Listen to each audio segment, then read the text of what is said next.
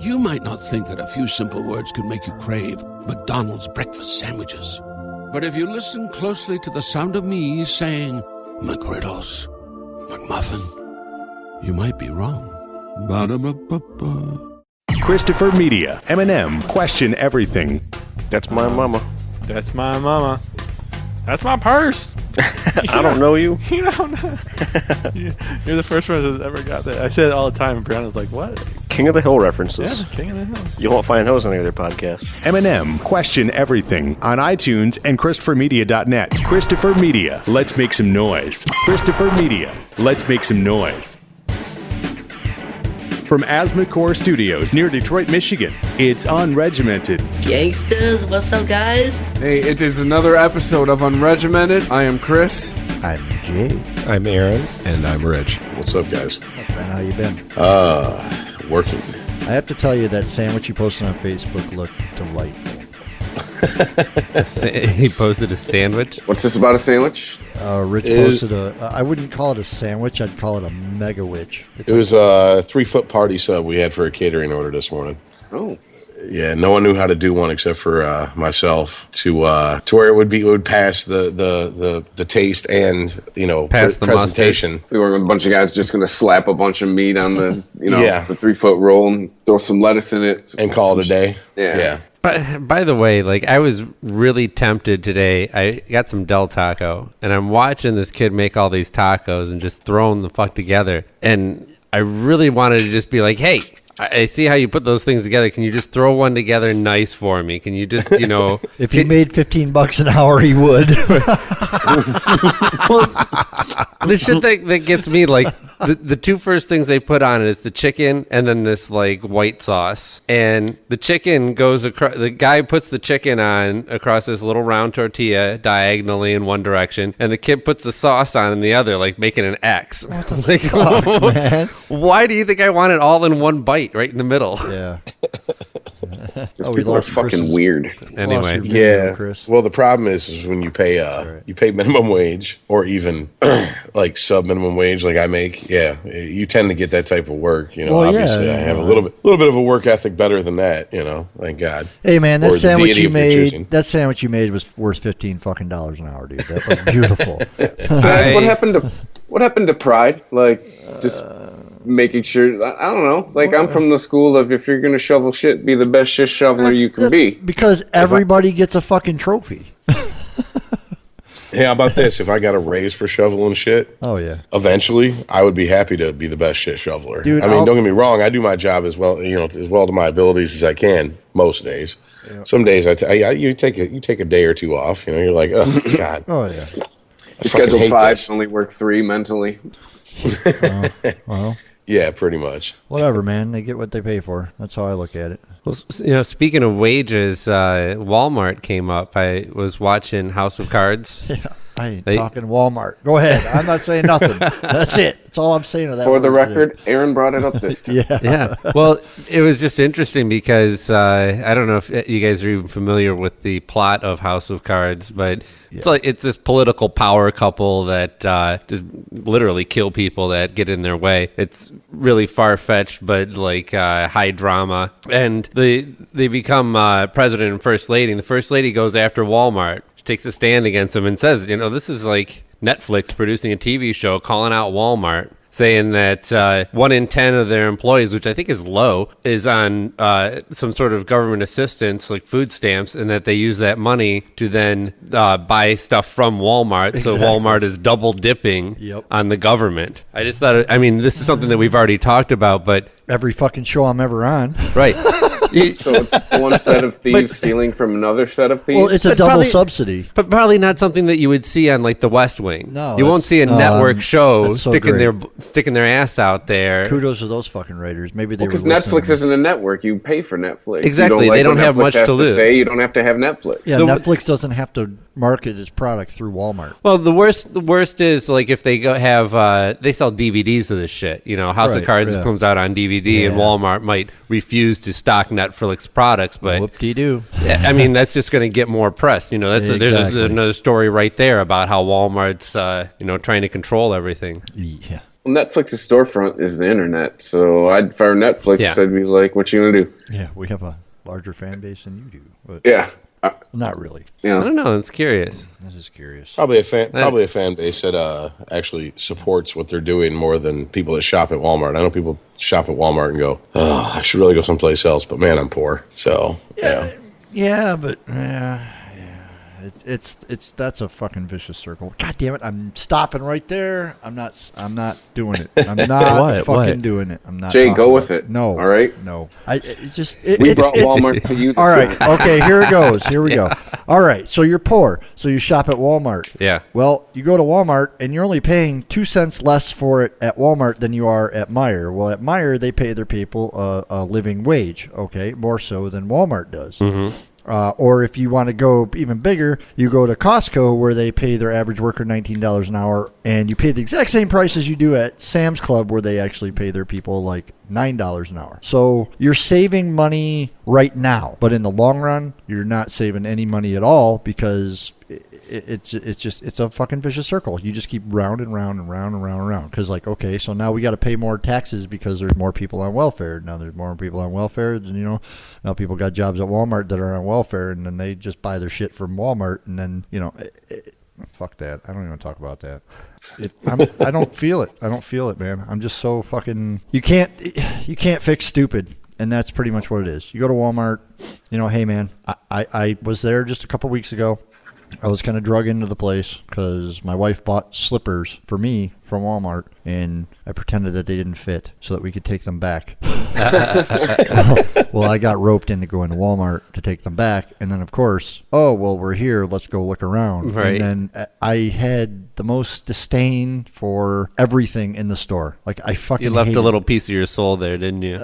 No, I don't have a soul. I'm a ginger. That's right. I'm golden on that. I'm good, man. It's you cool. just plucked the hair and left it somewhere. Yeah, right. No, it's just terrible. Thank you for listening, liking, and sharing Unregimented on Facebook, following us on Twitter at UnregimentedPod. Thanks for all of the new followers on Twitter with Unregimented. Appreciate it. You could subscribe to Unregimented on iTunes for free by clicking through the iTunes banner on ChristopherMedia.net. Android users, you can find the show on Stitcher Radio. If you like what we do and you would like to show your support for us, you can donate to Christopher Media by using the PayPal button on ChristopherMedia.net. Please click through the Amazon banner and bookmark the page. It won't cost you anything extra, and when you buy something, it will help to show your support for Christopher Media. Every Monday through Friday, you can check out a new episode of our Christopher Media show. Monday and Thursday, you get Unregimented. Tuesdays, you're going to get the Weedsman Podcast Nugget, which is the precursor for the big show on Fridays. Wednesdays, you have the Projection Booth. Check those guys out, projection-booth.com. A lot of buzz starting to circle those guys. Check them out. Even we were interviewing a podcaster from Canada a few weeks back, and he shouted them out. So they got reach. People like them. Check them out every Wednesday. Projection Booth, ChristopherMedia.net. If you're looking to launch your own website, please click through the HostGator banner at ChristopherMedia.net. That's who we use to host all of the Christopher Media shows, and when you sign up for HostGator by clicking through our link, you're helping to support ChristopherMedia.net. DraftKings.com, daily fantasy sports leagues, no season-long commitments. You can enter free or paid contests and win your share of over $200 million in prizes. Football's done, but we got basketball. There's even fantasy MMA now. Still curious on how that works. And baseball season coming up. I know about a month here, baseball drafts are going to be starting, but if it's sports, they got it on DraftKings.com. There's fantasy something. When you click through the DraftKings banner at ChristopherMedia.net, you will get a free first-time deposit bonus when you sign up for DraftKings.com. I got to pull this story up. I sent it to you guys, and I don't know how much of a conspiracy theory it is or not, because this is kind of a good segue into that. Is this the hip-hop meeting? Yeah, the hip-hop thing, which all of us probably know. I mean, I'm not even going to read that, but that just goes to show you like what corporate America really has plans for us. You didn't read it? No, I'm sorry, I did not read it. Oh, it's okay. So the basic gist of it is the record company back in the 90s, I want to try to make this quick because it's a long article. The record company back in the 90s basically invested into privatized prisons. So the privatized prison system and the record companies came up with this grand scheme of I know that story. Hardcore rap, blah, blah, blah, blah. Well, it surfaced about 2 years ago. Yeah, this record exec came out, and I'm late on that news. Sorry, I guess I found that out this week too. No, it's totally cool because I just remember I'd read that article and I dismissed it at the time, not because I didn't believe it or I did believe it, but just for whatever reason it just slipped my mind.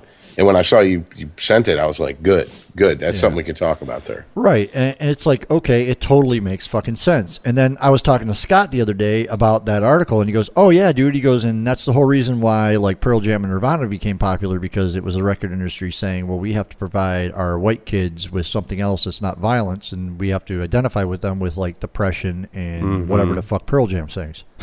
Right. What I'm trying to bring this article up. What the fuck are you guys all talking about? This all sounds pretty far-fetched, but not. So well, that's the thing is, I mean, it makes fucking perfect sense. To boil it, to boil it down, though, I said it too fast. It's basically a conspiracy between privatized prisons and the record label to promote a way of life that promotes crime, violence and drugs, and in order to fuel these privately owned prisons. Yeah. Vertical integration. Yeah. Basically. Yep. For prisons. Right, and that's really what that article is all about. And it was written by a alleged, top executive in the insider. Insider. He was invited to a private meeting at a house that, basically he got escorted out of the building. Yeah. Because, but at gunpoint. At the threat of gunpoint. Yeah. Yeah, exactly. Well, no. I think the story says that they pulled a gun on the guy who was like, "Is this a fucking joke?" Yeah, it is. And then the rest of them stood up to defend the guy, and they were like, they just kind of opened their coats and were like, "You got to go. You can leave, or we handle this like gentlemen, or we can get in some gangster shit. You got to go." Yeah. So. Right. So. And but here's the thing: I'm sorry. Go ahead. Oh, I'm sorry. Go ahead, man. I'm stepping on you. Go for it. There's a documentary that I forgive me. I just watched it the other night, based on the article you sent us, called Planet Rock, and it's about how it shows the correlation between hardcore gangster rap and the rise of crack in the inner cities, black and poor communities, and. I mean, it throws it out there flat out. Like, look, there was a 1 to 100 sentencing rate for powder cocaine versus rocked crack cocaine, and both parties, up the ante. First, it was 25 to 1. Okay, so if you get caught with a gram of powder, you're going to be sentenced as if you were caught with 25 grams of powder. If you get, but it's rock. It'd be like if you got caught with liquid LSD, they are not only going to charge you with the LSD you got caught with, they're going to charge you with the container that's in as far as weight goes. Well, that's the other thing is there was a guy that had going on that story. There was a guy that had half a dozen sugar cubes of acid in his pocket, and he got life in prison because they weighed the sugar cubes. Yeah. So. Yeah. Yes, I remember that story too. Yeah. Yep. And there's mandatory minimums on these too. So as soon as they get a weight, they have a standard sentence for them. Mandatory minimum for the first time getting popped back in the wonderful Reagan 80s was 5 years. Yeah. So that's a nonviolent drug offender going to at least a level 2 prison with guys who, level 2. I mean, prison is prison, but level 2 isn't level 3. It's not level 4, and a damn sure ain't supermax. Yeah, but 5 years. I mean, you're pretty much guaranteeing that person comes out a career criminal. Well, yeah, 5 years, man. You just ruin that person like forever. They're going to criminal college. Like, what do you what does that person do when they get out? They go work in a meat packing facility or something like mundane. Deliver pizzas for $6 now. Right. So what do they do? Is there's no incentive for them. They come back and there's no incentive for them to reintegrate into society. They just want to go back and sell drugs and shit because that's where the fast money's at. Because how the fuck they can't make ends meet? Your problem is you got caught. That's what your problem is. There was a show on HBO called Oz about a fictional prison in that New show York. About butt sex. Yeah, all out of it. That's all I got out of it. I never saw the show. But yeah, the first season, everyone male rape. Jay, don't watch it. There's a lot of it in there. I was hoping Orange is the New Black was like that, but with women. It just wasn't. No, they just les out. They just hair off and les out. But no, so the first season, the prison was called Oswald Penitentiary. And the second season, they made a point of changing the name, and it was an actual point in the script of the show to where they said, it is now the correctional facility because no one in here is penitent. There is no penance in here. There is no rebirth. It's just do your fucking time, shut your fucking mouth, and when you get out, you can't vote. You don't have the right to sit on a fucking federal jury or any jury of that matter. You can't own a handgun, blah, blah, blah, blah, blah, blah. Basically, we found a new way to find that law that said in the South during Civil War and post-Civil War times, if there's one drop of blood in you that's black, you can't be a landowner. We found a new way to do that. And that's through the prison industrial complex, basically. Yeah, there was a story on, I think I was listening to This American Life, and they had a story about this guy who, when he was younger, got mixed up in some crime, and basically he got sentenced, but they never came and got him. His paperwork just got lost somehow. Right? Whoops. And so he was just like, well, fuck it, if they're not coming to get me, then I'm just going to go about my life. And he did. 15 years later, has a wife and a kid and a good job and everything and this new life. Yoink. He had to actually go back. They finally caught up with him and he had to serve his time. He's serving it right now. They checked between the cushions, found his slip. Right. But I know it's just one anecdotal story. We're not but getting it is our money. But it is interesting how, like, if we did actually prosecute or imprison that person at the time, there's far more likely chance that that guy would have gone on to a life of crime and not been a tax-paying citizen that did not commit any further crimes. You ruin a kid's life too at that point, right? And I'm not saying the answer is to not imprison people, but there has to be some sort of balance there and some way for us to better identify a person. Just because they committed a crime, does that automatically make them a criminal? If we consider a criminal a type of person that their life is crime, is getting one over on somebody else, versus people who make mistakes, who are just in bad situations and feel like they don't have any other options. Well, that's where the law is just black and white on that. It's like either you did or you didn't. Well, there's two very good friends of mine. The law, yes, but the sentencing and the way we handled it from there. One had a warrant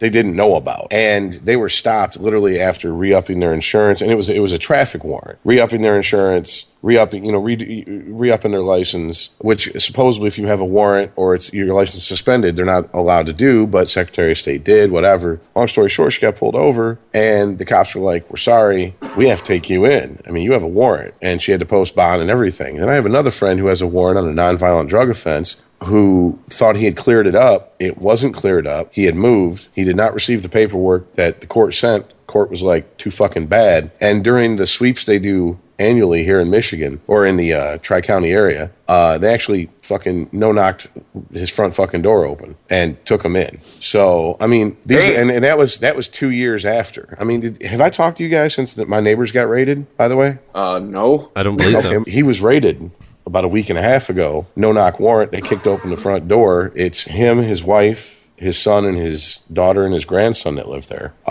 And they no-knocked, police, battering ram, threw everyone on the ground. He was upstairs sleeping because this was about 9:30, 10 o'clock at night. And their dog, they have two dogs. They have a little yappy-ass little fucking, Oh, I know the story you're talking about. Pocket poodle. And then his other dog was about a 12-year-old pit bull mix. It was not predominantly pit bull, but this dog, Mimi, literally takes 45 seconds to go down. Well, took 45 seconds to go down five stairs. This dog was not vicious. It never barked, nothing. Well, they kicked open the door. Mimi, of course, is upstairs. Then she hears the door come open. She starts coming down the stairs. They popped her right there on the spot. Yeah. Blew her head off. Of course, wakes up. He's not far behind her. They handcuff him, drag him down the stairs, make him do the perp walk. Long story short, the warrant was for something they didn't even find in the house. The warrant said they were looking for fucking crack. All they found was less than an ounce of weed and hunting rifles that he's owned since they were handed to him by his father. So they just completely uprooted, this man's life, killed one of his animals, and they don't give a shit. They don't care. They moved the fuck on. As far as he wasn't charged, his wife wasn't charged, and his grandson, who's I think his grandson's about 4 or 5, had to witness all this. And this is just this is common. Talking to the neighbors, they go, "What are you going to do? That's how they do. This is commonplace here." I'm like, "That's how they do. That's fucking insane." I mean, this is some shit that I think when you see shit about white privilege, people go, "Fuck that don't exist." No, it actually kind of does. But I don't think it's white privilege. I think it's fucking money privilege. If lived in West Bloomfield, they'd have served the fucking, "Come with us. Could you please put your dog in the backyard?" Whatever the fuck. They wouldn't have no-knocked to come in there and fucking guns blazing looking for trouble. Yeah, and how many cops do you think showed up at that front door? Like at least there 5? There were 4 black vans, and they were in SWAT gear, and they were in masks. So that means they're narcos, because narcos do hand to hands. They can't fucking give up their, obviously they're undercover to some extent. They can't give it up. All I'm saying is, regardless of what dog is coming down the stairs, I can't imagine a breed that could do some major damage to somebody before the dozens of cops that are there are able to subdue the animal in some form that doesn't kill it. Exactly. I mean, here's the thing. If they go ahead. Oh, I'm sorry. Go ahead. I heard a Skype beep. Here's the thing. If they did their due diligence, they had to have looked up ownership on the house, saw the man was 72, retired. Okay. If they went by the census, they knew his grandson lived there at least in 5 years ago. His kids. No, come on. They don't do that. It's somebody calls in a suspicion, and they react on that. That's what. But here's the thing, guys. What I'm saying is, if he lived in West Bloomfield, they'd have done their due diligence. Yeah, it's no doubt. DPD. They just kicked open the fucking door and started fucking going, who can we shoot? What can we shoot? Because these were a bunch of fucking guys jacked on adrenaline going through a door thinking, ooh, we're going to bust a crack house. That's because 90% of the time they are. But I mean, I'm not. Hey, man, I'm not trying to come across as I'm siding with the cops on that. Okay, I'm not. I'm just saying that 90% of the time when they're doing that job, that's what they're walking into. I'm not. Dude, that's fucking bullshit that happened to the guy. I agree they should have done their due diligence. That was a waste of fucking police time. Yeah.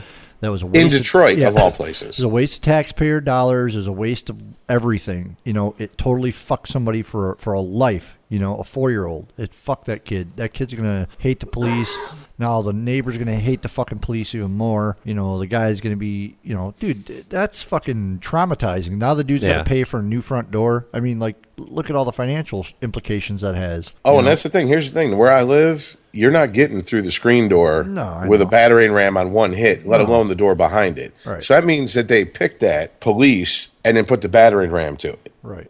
I mean, so we're talking hundreds and hundreds of dollars. And this is a upstanding citizen of who pays his taxes, worked, retired from GM. I mean, I'm like, they don't have the fucking resources to do the due diligence on that. But I want to know, where did the suspicion come from? Right, that's what I'm wondering too. Because people get swatted all the time. I mean, where did the suspicion come from? Who did he fucking wrong or piss off or whatever? Well, here's the thing you have to remember, and this is just my theory. I have no idea. This is just my theory. It's him and his wife, and I mean, this neighborhood's a very tight neighborhood. I mean, we all know each other. However, the neighborhood does have, hey, they do criminalized weed. Okay.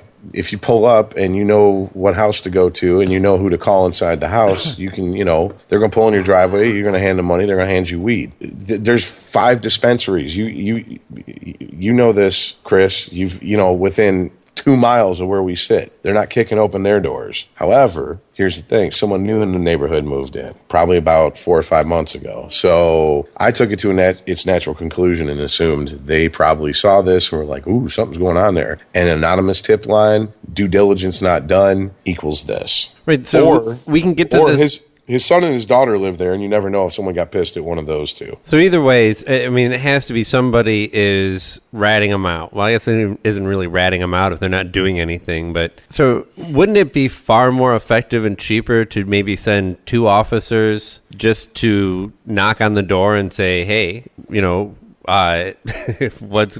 got this complaint? Well, I mean, I understand that, in this city, yeah. I mean, okay, we're white guys, that's what they do. Yeah. I mean, I'm bringing out. Let's talk about the white privilege thing. Yeah. It's like when the police show up at my house for me lighting fireworks off. They got gunshot calls. Yeah. 3 cops show up at my house and they're like, you can't be doing that. Right. Yeah. If that would have been a black dude's house, man, that motherfucker would have been torn apart. Mm-hmm. Honestly, it's so. Yeah, I mean, it's something happened though. I mean, it wasn't just out of the blue. Cops don't just go kicking doors down for no. How do I phrase this properly without any suspicion?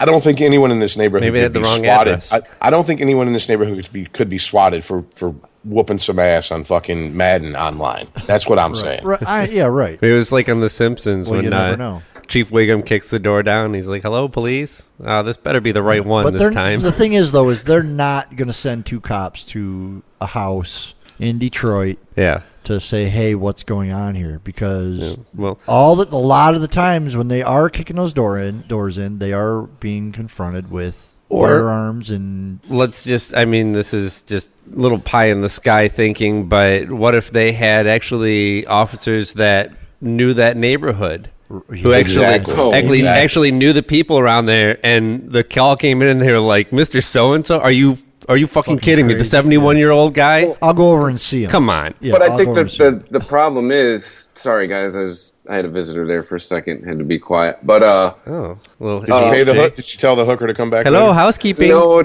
I got some people around here apparently don't know how to use a smartphone and still printing out directions to where they're going tomorrow. But what the fuck was they talking about?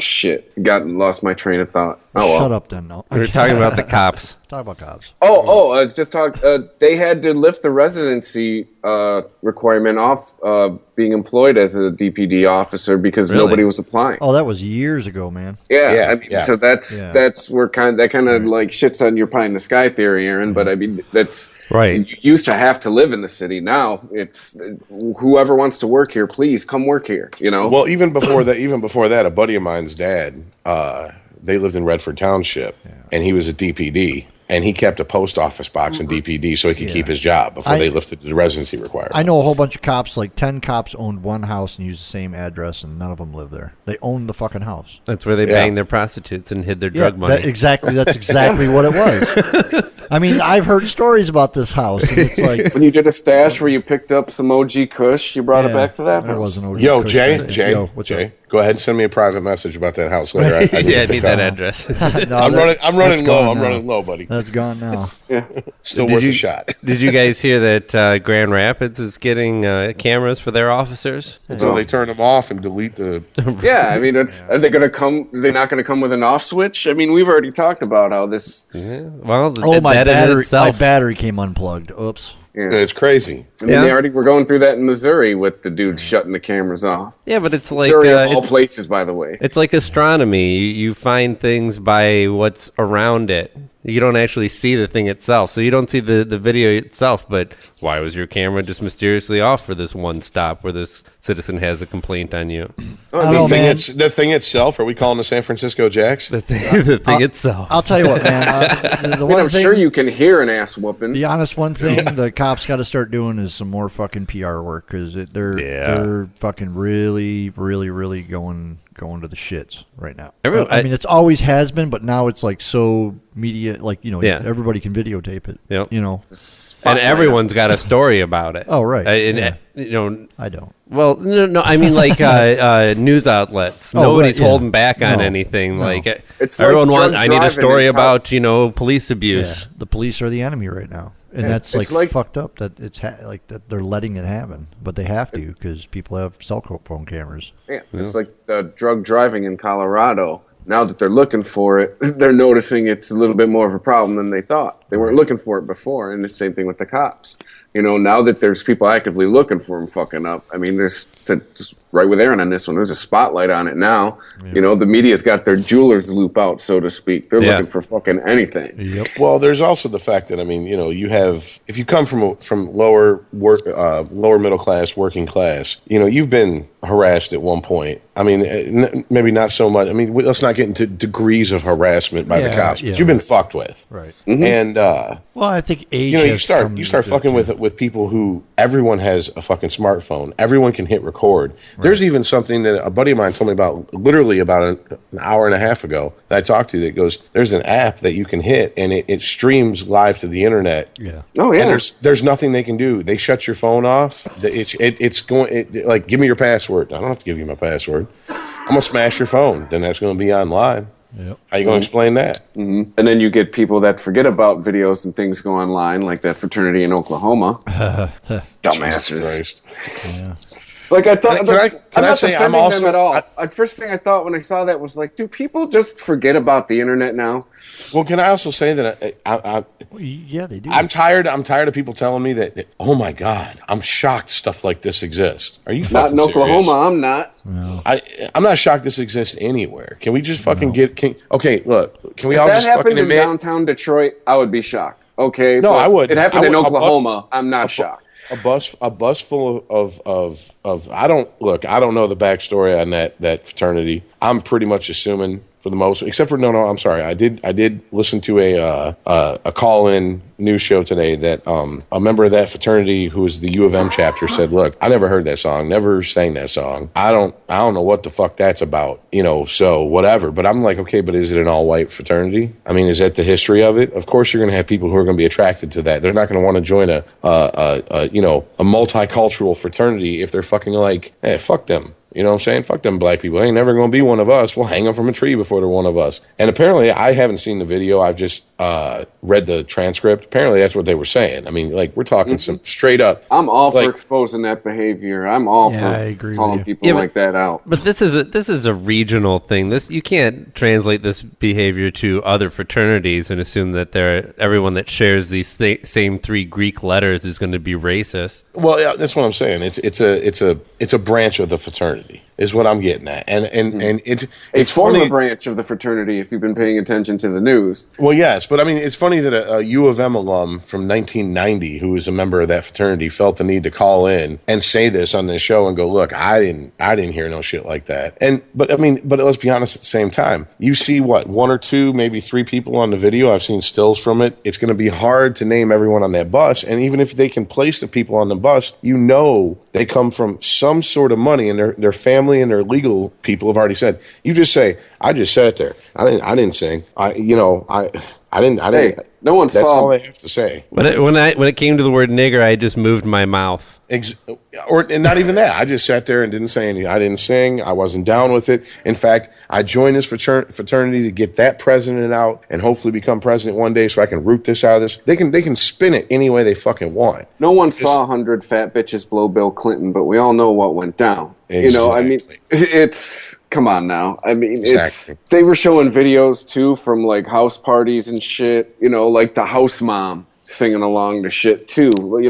So I'm all for exposing idiots like this. Oh, so there was more video of this fraternity in a bus. It looked like they were coming from like some sort of I seen the bus footage, sporting event. But Chris was saying that there was more footage that they found of them singing the same song. Yeah, of them singing other songs. My bad, guys. I didn't. Other equally as racist. Mm-hmm. Oh yeah, for sure. Yeah, a lot of N-bombs in a row. In this particular one, well, see, I have a gentleman I work with that goes to college, and his fraternity is, it's open to anybody, and he's black, and he's like, I have white fraternity brothers, I have, because from the area we're in, obviously you're gonna have people from the Middle East, et cetera, and I'm like, so is anybody harassed for their race or religion? He goes, you mean besides good-natured ribbing, to where we wouldn't be afraid to do it in front of anybody because that's what we do because we're bros? And I'm like, yeah, that. And he's like, not really. And I asked him flat out. I said, well, why didn't you join? He feels about Muslims. I said, how come you didn't join an all-black fraternity? And he's like, one of the reasons is if a white gentleman tried to join an all-black fraternity, he would catch hell. Not that they wouldn't let him in, but they would fucking haze him hard as hell. Like, what are you doing here, white boy? This ain't your people. Blah blah blah. It's almost like prove that you want to be here, and we're going to force you to do it. Whereas it was just typical fucking hazing. I don't know what fraternities. To me, the idea of a fraternity is fucking asinine, anyways. But remember what Dave Chappelle said. That one white guy who is hanging out with them. That means he's done some fucked up shit. He's done some crazy shit to earn those brothers' respect. Yes, very good point. But still, it's just it was just and this is a conversation I had with him well before this came out. I haven't worked with him since, and I was really hoping he worked today. That way I could have this conversation and bring it to us tonight. But it just didn't work out that way schedule wise. But it's just I don't know. To me, okay, you go to college, you join a fraternity. What's a fraternity about? I mean, to me, it's okay, brotherhood, blah blah blah, this and that. All right, but it's about mixing with people, making lifelong connections to where you can use later. Can't you do that without having to fucking torture the guy? I mean, the military don't even put you through some of the fucking military's homoerotic as fuck, and they don't even put you through some of the gay shit. And when I say gay shit, I mean literally, like here. He means homosexual people. Touch this man's penis. And he's going to touch yours, and you're going to give each other a Dutch fucking udder, or whatever whatever the fuck it's called. Dutch and udder. What I call it, udder. Dutch udder. Yikes. That might even be better than Dutch rudder. I don't know. I mean, that definitely sounds like b-hole play. Getting the Dutch udder. But I mean, it's just, to me, it's stupid. Like, you're not doing it to bond together as a group so you can go to combat and you'll die for the guy next to you. You're not doing it for whatever. You're doing it because why? So you can call the guy in 20 years and go, hey, you got any stock tips for me? I mean, it's just... I never fell for all the fraternity bullshit either. I didn't understand it. It was... You paid it. To me, this is my narrow-minded way of thinking when I was in college. Like, so I'm going to pay to hang out with people. No. It's... You're already doing that at college in the first place, so... Yeah, it's enough I got to pay to get laid. Whether it's dinners or jewelry or what the fuck ever. Sir, much like Walmart, don't bring this up to me, because this is a subject that I'll go off on and it'll be bad. So just... Okay, go with it, Rich. What subject? No, sir. Embrace it. Do it. It sounds like... I know. It's like the worst after-school special ever. Do it. Everyone's doing it. You can't get pregnant the first time. We can't get banned from iTunes for your shit the first time. Go, go, go. Dude, if our earlier shows didn't get us thrown off of iTunes, fucking nothing's going to get us thrown off of iTunes. What are you trying to peer pressure Rich into doing? Fair enough. Okay. Well, Chris made a comment that if a fraternity, if I have to pay to have friends, and I said true, and he's like, if I have to pay to meet people, I said, well, that's kind of what you do at college, anyways. The experience is when he goes, it's like paying to get laid, which we always do. Which, well, whether you straight out just buy her off the street or take her out to dinner, you're paying for it, son. In one way or the other. But think about all the free beer and foosball that you're getting in return. Oh Christ! All right, I'm done. I can't do it. Sorry, I can't bring myself to do it. Rich said a couple more beers and then bring it up again. I don't know. Today's been more of a different shade of green day. So hey, there you go. Hey, it's better for me. The fucking when the doctor said it out, I whipped out my phone. I was like, "Do you mind if I record this?" And he goes, "Yes, but I'm just telling you." And I'm like, "Oh, so I can't record you saying that marijuana is safer and post it?" He's like, "God, no! Put your fucking phone away." I'm like, so the check Budweiser sends me every couple months will bounce next time. Yeah. So what was decided about our last conversation that we had together, Rich? Oh, it's all good. Yeah, it's part, what do you call it? Discretion will still be used. Self-doubt, part, not wanting people to hear shit, and another part, I'm just like, you can't be that open, but here's the honest to God's truth. No, I'm not going to run for office anytime soon, no, so okay, I don't really did you allow it? Talking about the shit we talked about last time. Yeah. Did you allow it? Yeah. Yes. Okay. Of course. Sorry, my brain wasn't quite functioning when you guys met. The first part will be posted tonight-ish. All right. At that moment, though, it was like, Jesus, what did I just do? It's cool, man. I just was curious on what had happened. I wasn't judging you in any way, shape, or form, like I told you that night, man. It's like totally your decision. And you know what? I might have said this that night, but I've thought on it. And if I didn't say it that night, it feels like this. It's like when you jerk off to some porn that you never usually look at, and you're like, oh, I just feel dirty now. Yeah. Like I need to watch something intelligent. So you just put on jerked it to Wire. the Donkey Show. Yeah. Gross. Yeah.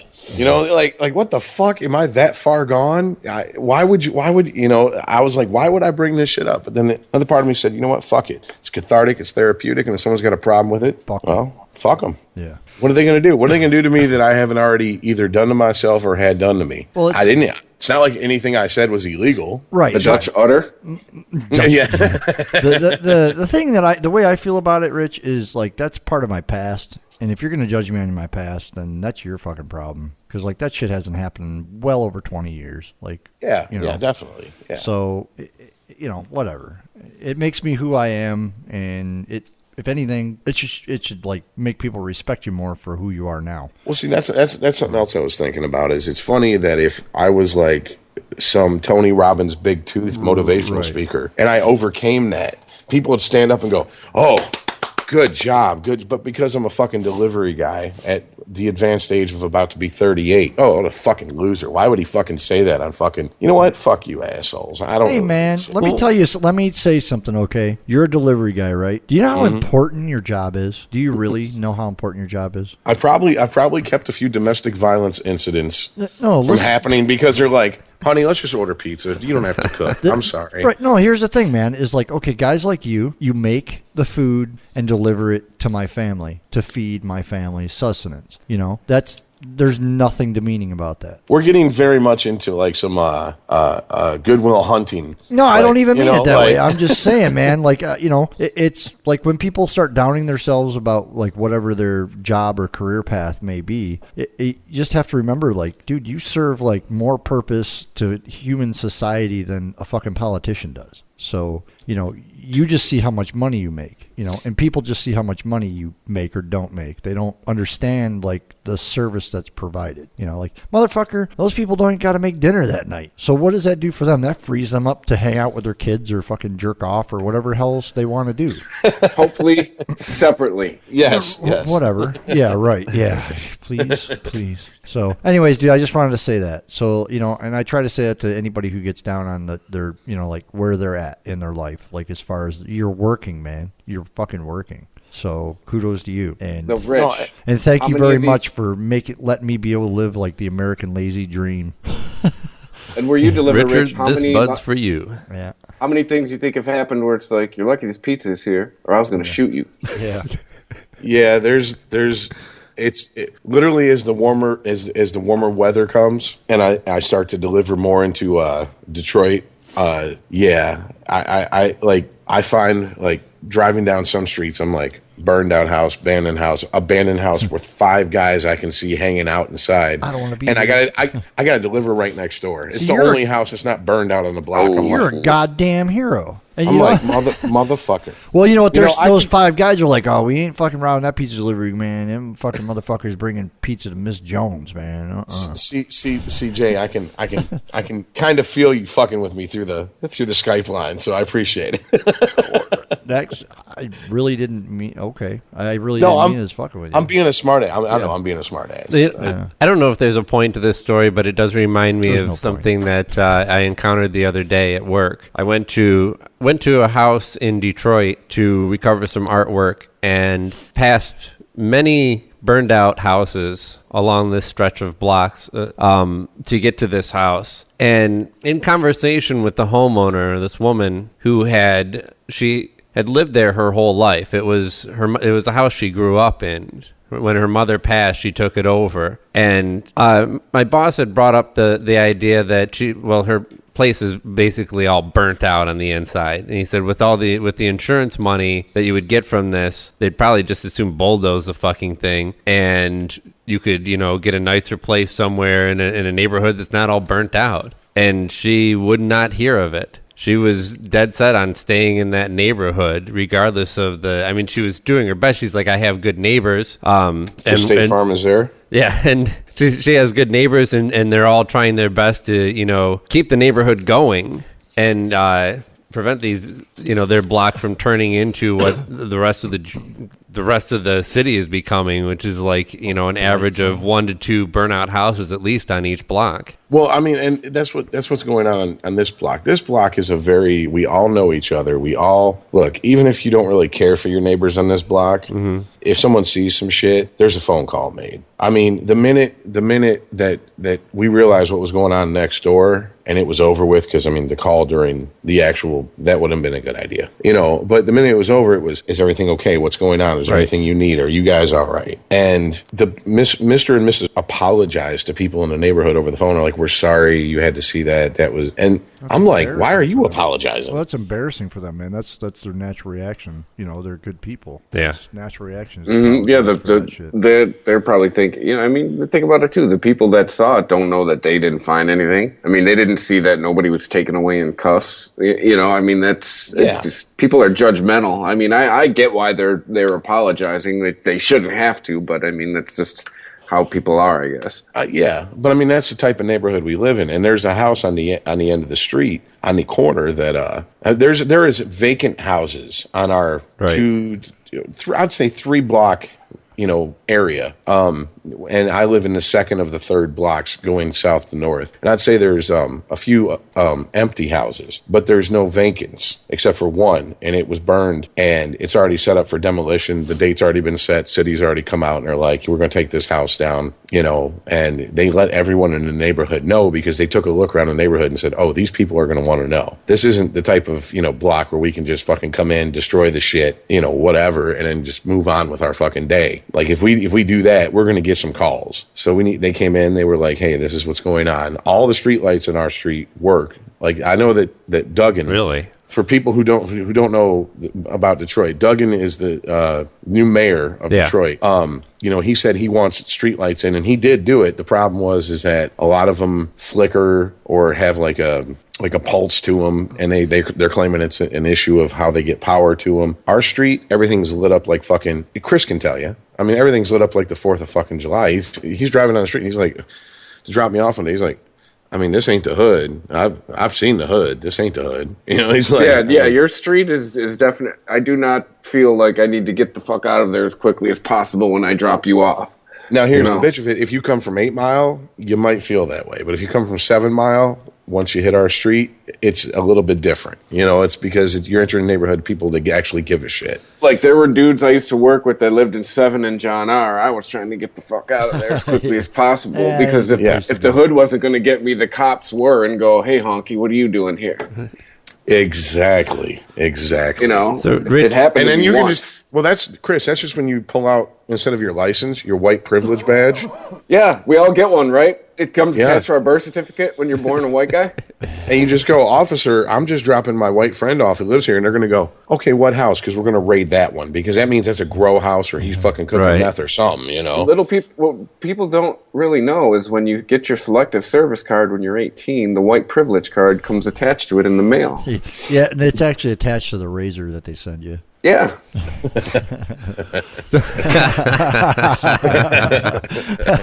It's funny because we all got it. Yep. So Mayor Duggan is also responsible for getting a lot of these houses torn down, or at least that is the plan. I don't know if that's actually started yet. It has started in my old neighborhood, the Brightmoor neighborhood.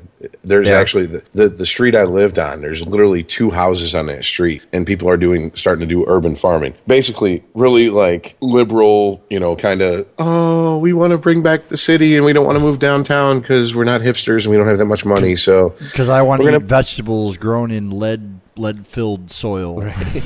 Well, we've talked about this before, I think, maybe. Man. But, I mean, the developers downtown, few people start coming down there, they start getting greedy, and they priced everybody back to the suburbs. Yeah, they did. Yeah, it's gentrification. I had a guy that I sit across from in the Cube Farm.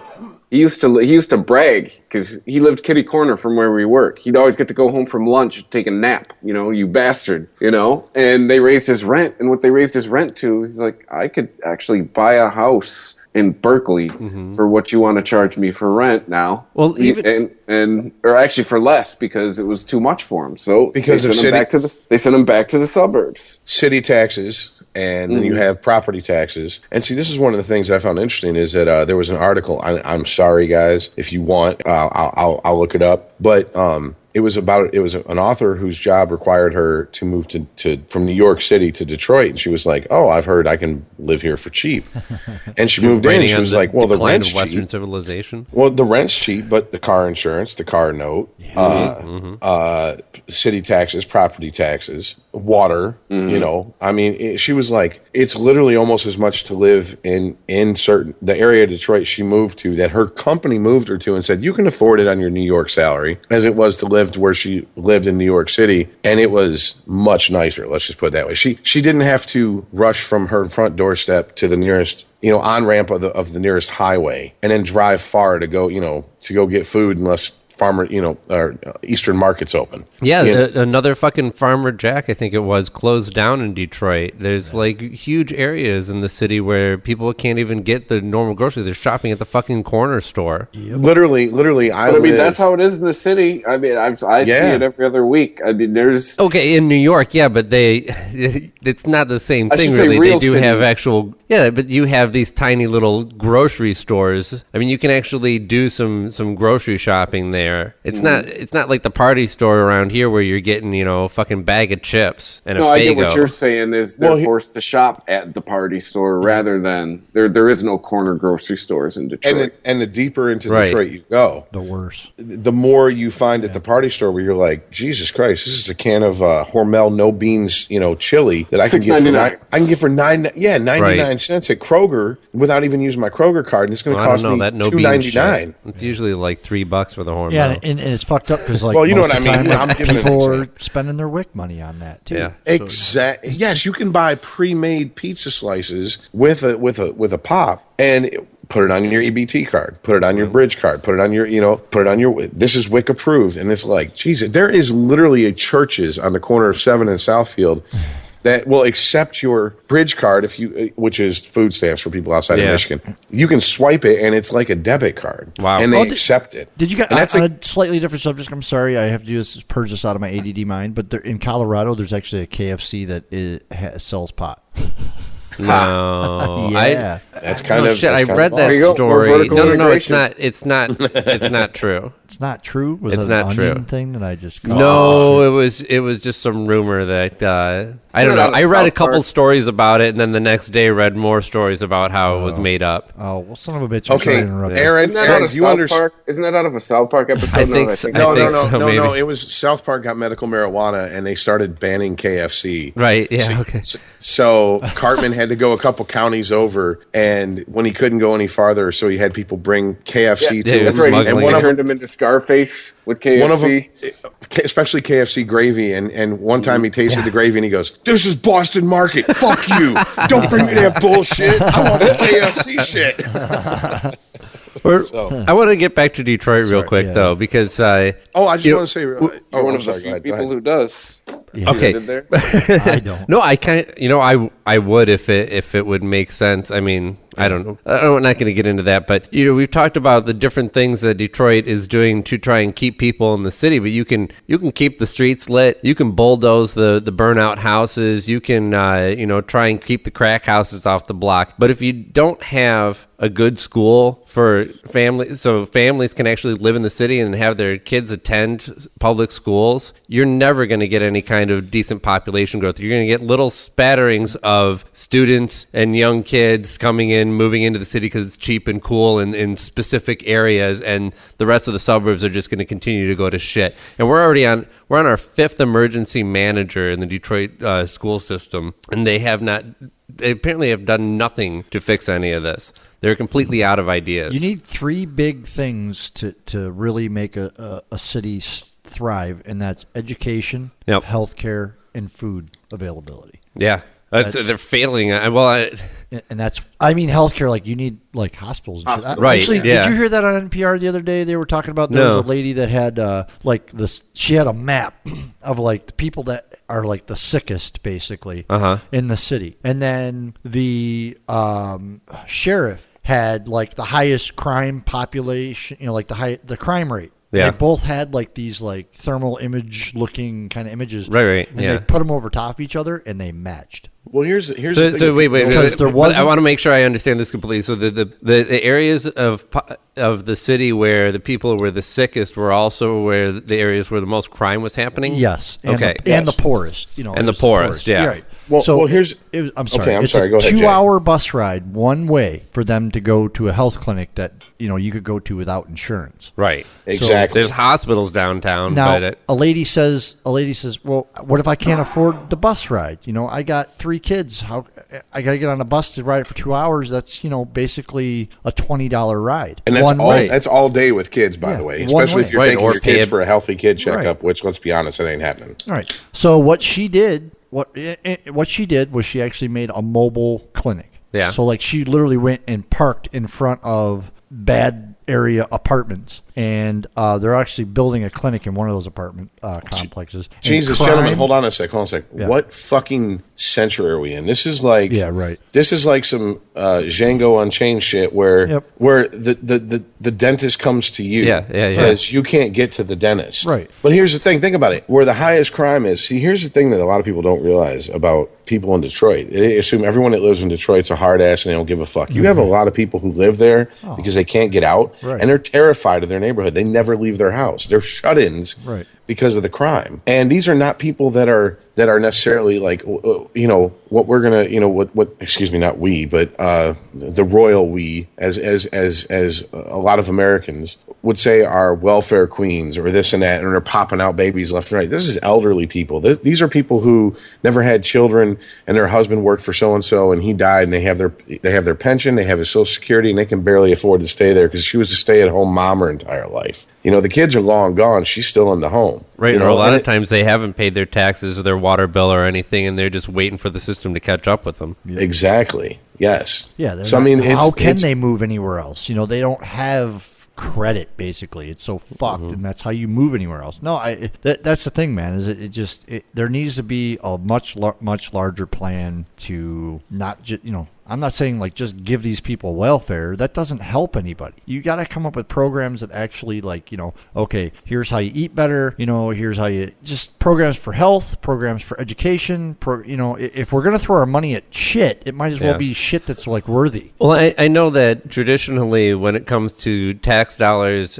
and how we spend it on schools, it's done very locally. Yeah. But I think if we, just speaking about education as being one of the three pillars that holds up a society, it would make sense to have your wealthier suburbs fund the schools in the inner city, because do you want these people to grow up criminals? Do you want them to come and, break into your house? Well, the other thing is, carjack you? We're going to fund schools that people aren't attending. Well, the graduation rates out of the city of Detroit come out every year, and they're fucking abysmal. Yes, but if you put a decently funded education system in place, because the reason that you have the lower graduation rates is because all the people who have the means to get out have done so. They have taken their kids to other school systems where they can get a better education and not have to deal with possible drugs and violence of inner city schools. And so all you have left are the people who have no other options or just don't give a fuck. And so, you're going to have more of your criminal element left in that school. And the people that just don't give a shit about their education are just there because, for whatever reason, I don't know. Well, okay, hold on. Give me 1 second to get this out real quick. My company that I work for, we do catering. We deliver. I know exactly what you're talking about. I think we deliver. Just to give an idea to people who don't live in Michigan or have or if they do have no idea about Detroit, whatever the fuck. The area of Detroit I deliver to is between Telegraph and Greenfield. Okay, so you have, and that's probably about 4 miles, and that's from Telegraph is the west cutoff of Detroit. Greenfield is very much in Detroit once you get south of 8 Mile. We deliver between Telegraph and 7 Mile in Detroit and Telegraph and Greenfield in Detroit. And there are quite a few, they used to call them magnet schools. What are they now? Charter schools, maybe? Is that what they're called? Yeah. Academy. Okay, there are, and when I deliver there, I'm like, holy shit, these fucking schools are better than the schools I went to school in the fucking suburbs. And I asked the teachers, and they go, well, because we're a school that we focus on the STEM, science, technology, engineering, math. Yes, yeah. We focus on it. Well, I couldn't remember if A was something or not. I know arts is not part of it. I mean, it's just ST. No, that would be STEAM. STEAM. Yes, I'm sorry. This is why I probably should have went to one of those. That's schools. For video games, I think. SMRT. I am so smart. SMR. Oh, wait a minute. But, and I go in there and I'm like, okay, cool. And a lot of the schools I went to, it was English, arts. We were really heavy in that. And we just never thought nothing about it. And you just kind of like, oh God, I hope I can fucking get through this fucking geometry. But I'm making, great grades in music and art and history. English, yeah. Same thing here, yeah. And like these kids are not dumb. When I deliver to these schools for these caterings for the PTA events or just whatever, like teacher meetings, these kids are dressed, better than we ever dressed in fucking public school. And so they usually have dress codes, yeah. My kids. Well, yeah. And hey, if your grades are this once a month on Friday, you can dress how you want. You can come in here rocking a fucking throwback with a Dookie rope chain, looking like something from fucking, Run DMC's fucking second album. We don't give a fuck, but you have to have grades for it. Assless chaps and a leather vest. Well, I highly doubt that would go over well, but yeah, I mean, within reason. And I'm like, okay, cool. Isn't that Rich's house on a Friday night? My house? Shit. You give me too much credit, sir. I'm just butt naked, lighting candles, turning off lights, pouring drinks on my left hand, talking about trying to get my date drunk so I can hit it from the back. That's it. That's all I'm doing. At Rich's place, that's how you get good grades. Dressing like that. So if I swallow, that's a plus. If I don't, I mean, my GPA doesn't really need to be above 3.8. So you're going to get a spit. Sorry, professor. How much do I have to take it in the ass to get up to an A? Are we talking the whole thing or just the tip? Wow, that went awry really fast, didn't it? Because I might be all right with a B, maybe a B plus. I can just call it right there. So if you're uncirced, that means I get like no. It means nothing. No, it means nothing. D for degree, baby. D for degree.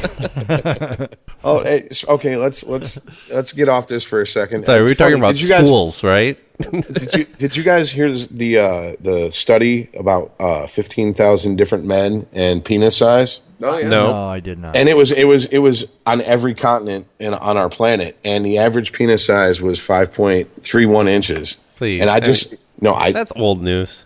Well, here's the thing. I have gentlemen I work with who are like, man, 6.5 is, and they, they see a lot more penises than I. Or penis is. Wait, they're throwing that out as an average. Yeah, and they're like, I'd say where the did they average get is these 6.5, and I'm like, so I guess you gay guys. guys. All their hookups with a ruler before I put this in my mouth. I wanted to get a good measurement. Because we're talking erect. So the only reference you would have usually would be porn, unless you're routinely seeing your buddy's dicks erect. And these are gay gentlemen. So are you talking the average? Oh, gay gentleman. I missed the gay part. All right, average penis erect is. I'm sorry. 5.3 inches. Yeah. Yes. I didn't realize that you had expert witnesses on this story. Go ahead. Look, oh my God, I'm trying to bring up some light. I defer to you. No, go for it, man. Go for it, Rich. I'm just saying, my buddy at work's like 6.5 is about average, that I've ever seen, and I'm like, so are gay dudes just hung? Yes, but I mean, no. Wait a minute. Hold on a second. 6.5 inches is hung. Woohoo! No, but to get that much of a bump in the average over the rest of the population is what he's saying. So they're on average more hung. 1.2 inches. But okay, so here you go. The Corolla measurement, which is the middle of the taint, all the way up to the tip. Well, that's actually the real. But this is also like asking girls, what the average penis size they encounter is, because how many girls have measured your junk? If they but usually your average chick is just going to take it on faith, whatever the guy says, how long it is, or just eyeball it, which they're not usually that good at eyeballing it. No, most people aren't. Say it is.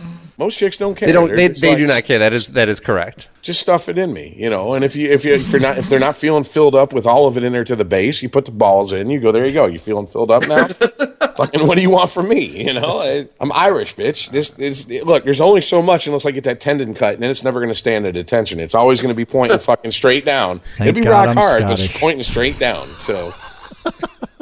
Thank God I'm Scottish. A little of both. Penis talk, ladies and gentlemen. Talk. But my wife said to me the other day, she goes, it'd be kind of fun if I pull out the tape measure. I'm like, bring it on. Look at you, cocky motherfucker. Well, that's what I'm saying. Dude, is like, hey, you want, where do you think my attitude comes from? If you took, all I know is 3.5 inches of blue steel, I can penetrate fucking titanium. This is a big dick attitude right here, buddy. Yeah, but what I'm saying is, let's say you polled 1,000 men and 1,000 women, how many do you think? On what percentage do you think the men have measured their own dicks versus the women measuring someone else's dick? Okay, 100% versus like 2%. It would be like I would say like high 80s versus like I would say in the single digit percentage for the women. Have you met another man? I've never measured my own, but I know how big I am. Never measured my own. I love that statement. Guys, we that did come out wrong. We hired a new woman at work, and she's 18, and literally we were like, okay, you need to go make on. We said you need to make that 6-inch sub, and she held up a bag full of 14-inch subs because we cut the ends off because apparently we're Jewish of our subs. Yeah. And she was like, are these 6 inches. I rest That's my your girl case. right there. Tell her you have 9 inches. That's your girl no, right because there. that's a 14-inch thing. She thinks Jesus it's 6 Christ, inches. that'd be like 27 inches long then. Yes, exactly. Oh, wait, no, damn, that's right. That's going the other way. Oh, yeah. Right. And here's the bitch of it. The manager and I who were both working, we looked at each other, just shook our head, and we are like, maybe in your world, but in the real world, you need to cut the end off and then split that in half. And she's like, so half of 6 inches. Last night. So what color was this girl? Is this girl? She really want me to answer? I don't. You don't have to answer. I already know the answer. I don't. She's from Dearborn. Yeah, right. Okay. Okay. So I don't know. Maybe men from the Middle East are like, my friend, it's only 6 inches. Don't worry. I don't know. I don't fucking know. It doesn't come up at the meetings. I'll take a poll next time. Are you? By the way, you're Lebanese, right? Yeah. Congratulations, because the last two women that were goodly enough to let me actually do something with them were both from Lebanon. So once again, at the meeting, I'll bring it up. You Puerto Rican women, or Puerto Ricans and Cubans and Mexicans and Brazilians, y'all make some good-looking women. So congratulations. Go team. Okay. Wow. I'm just saying. Rich, if there's only 2 men left alive on the planet, I want it to be me and you, because I think we have the exact opposite taste in women. We could just split up continents. Exactly. I'll take everything north of the equator. You take everything south.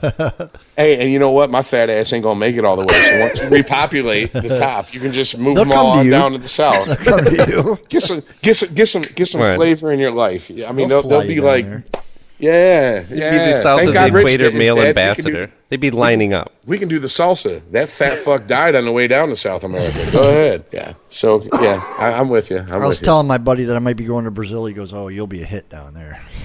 I'm like, "What do you mean?" He's like, "You're tall. They'll like you." Oh yeah. Not only that, but you are absolutely not what they are. So the chicks are like, stay away from them fucking gringos. You're gonna be like, oh well, Brazilians speak actually Portuguese. So yeah, be like a blonde chick in Japan. Yeah. Dude, you know what's fucked like up? when the black guy shows up at the I got a story white about school. that actually. Yeah. There was my wife went to some caves in Virginia. Yeah, go ahead.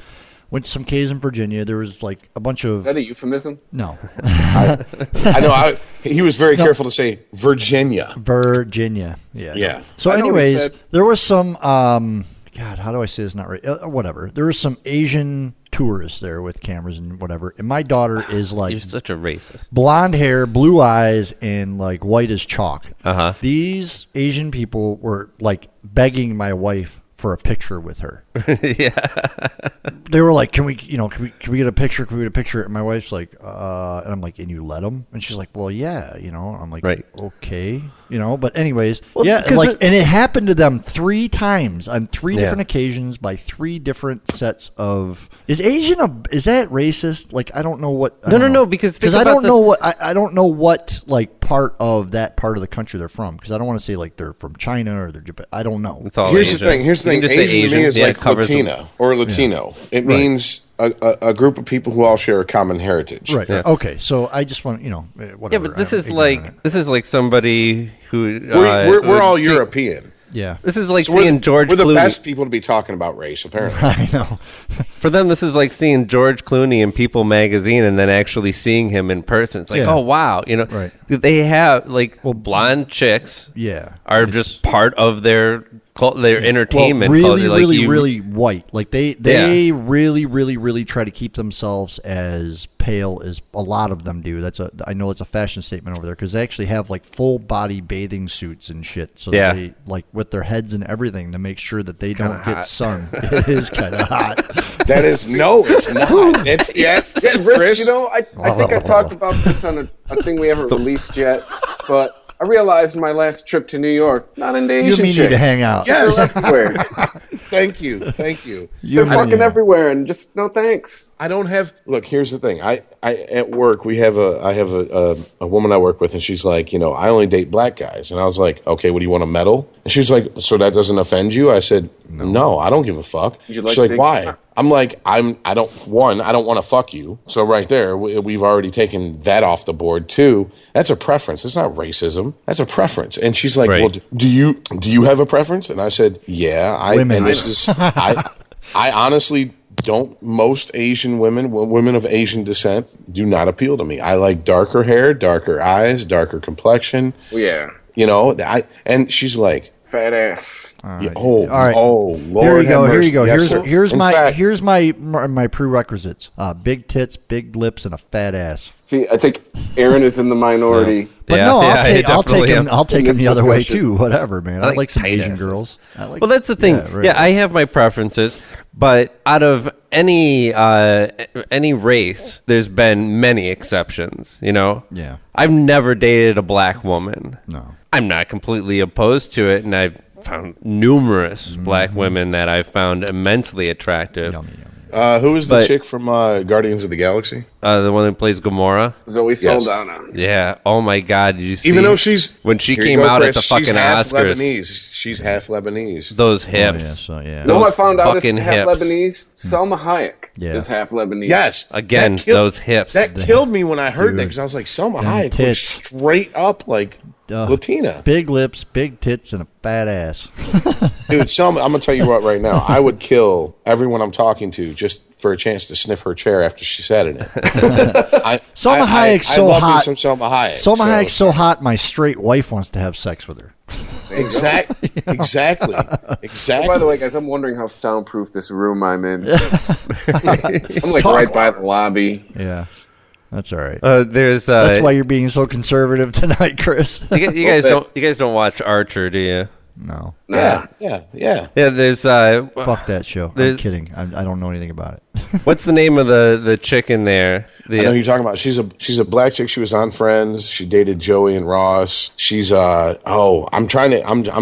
Wait a minute. We're talking about an animated show. Who's a chick from Clueless? Yes, I know. Right. She's the black chick on the show, yes, and in real life, I'm trying to Aisha Tyler. Yeah. Well, I was trying to work my way through. She likes white boys. You can tell by she looking at her. Anyway, she likes white boys in real life. There you go. There's your chance, Aaron. The animated character that she plays, very much like Selma Hayek, same build. And there's an episode where, to get revenge on her ex, she said that she's going to bang everyone in the office, including the one gay agent that they have who's lined up. And they're like, well, what are you doing here? And he's like, please, nobody's that gay. Now, Stacey Dash. Stacey Dash. She's black chick from Clueless. Sir. Oh, dude. Oh, yeah. Blah, blah, blah. No, dude. She looks the same almost now that she did. Yeah, I know. She's in like Clueless. She was like 30 in Clueless. Yeah. Yes. Have you seen her Playboy spread? So fine. Have you seen her Playboy? Oh, yes. Yeah, buddy. I had to buy 4 copies of that because I ruined 3 of them, and I put the third one I put in plastic.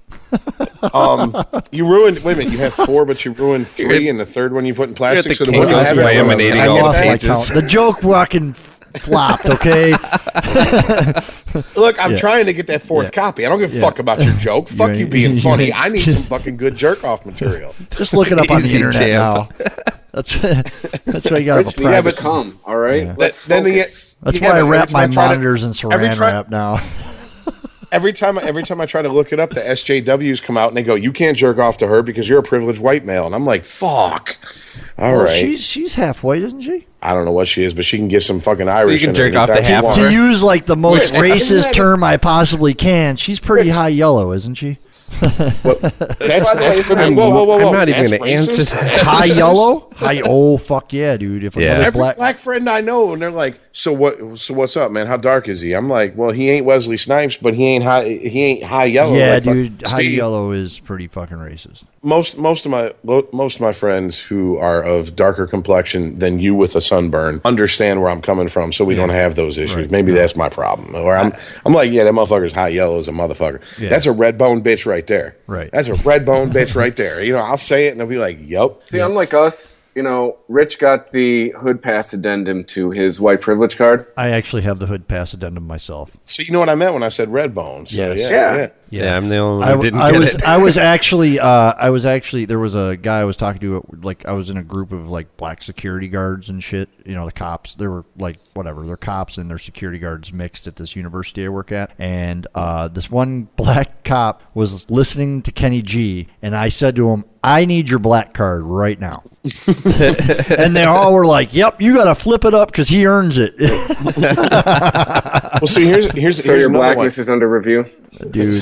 Yeah. So here's another one. If I'm like, that's a pog right there. I don't know what a pog is. A fat ass white girl. Oh, thank you. That's a pog right there. Yeah. Yep. My black friends are like, damn, that's right. And I'm like, bump it. Yep. Seriously, I'd sexually disappoint the fuck out of her all night. I swear to God, you know. And they're like, yep, go ahead, white boy. It's white boy day. Do your thing. Rich, they try harder because they have body issues. You know, they think they're letting you down, and you're enjoying it. And dude, bottom line, blowjobs always end to completion because they're like, I'm hungry. Yeah. Well, yeah, it coats their throat. Because that's what it's meant to do. This is the end. This is the end. Are we? My only friend again. And then I walked on down the hall. Fell into a bathtub, had heart attacks, crazy. Yay. Drank myself to death. Yeah. Val Kilmer's going to play me in 20 years. And then he should have actually played him right now, that fat fuck. Val Kilmer's. I know. He's in perfect Jim Morrison shape right now. Well, I'm glad I triggered that. Him and Chevy Chase going to lunch together? Hey, man. Apparently Chevy Chase is dying from or something to do with it where he needs, what do you call it? Fucking steroids where they puff him up like Jerry Lewis. So I guess it's thyroid or something. I don't know, man. Whatever the fuck. Really? They got money. They're going to live longer than me. So yeah, that's what I'm saying. Like everyone's got to have an excuse for not looking at their best. Give me a fucking break. Dude, you're called I just woke 70. up. Yeah. Fucking, except for Harrison Ford. That motherfucker's 72, just survived a plane crash and a broken leg. And he's like, fuck you, I'm going to finish this new trilogy. He's fucking Han's motherfucking Solo. He was probably fighting Gary Oldman when the plane crashed anyway. Dude, do you realize he was 35 when he played Han Solo and he was 40 when he played Indiana Jones? Yeah, buddy. Yep. That's a man. That's he's the coming Pimp back. Master General right there, man. That's why we call him Money in the Bank. Yeah. That's what we used to call him. I just want to keep talking and hear Rich have piss willies while he's talking. Gotta go to the bathroom so bad. Imagine him doing the pee-pee dance over there. I'm kind of bouncing up and down on my chair. All right. Yeah, We're going to call it. Good night, gentlemen. All right, guys. Take it easy, man. If you enjoy this show and want more people to know about it, head on over to iTunes, leave a comment, and rate it 5 stars. Make sure you like and share us on Facebook, and don't forget to follow us on Twitter. Just search for Christopher Media. Thank you in advance for supporting Christopher Media by clicking on the PayPal button and by clicking through to all the sponsors who support ChristopherMedia.net. Most importantly, we would like to take the time to extend an extra special thanks to you. Christopher Media could not exist without your support. Thank you for visiting ChristopherMedia.net, and thank you for listening. Christopher Media. Let's make some noise. The sweet aromas of the apple fritter, cinnamon roll, and blueberry muffin are hard to resist. So making it home without reaching in your McDonald's bag is no easy task.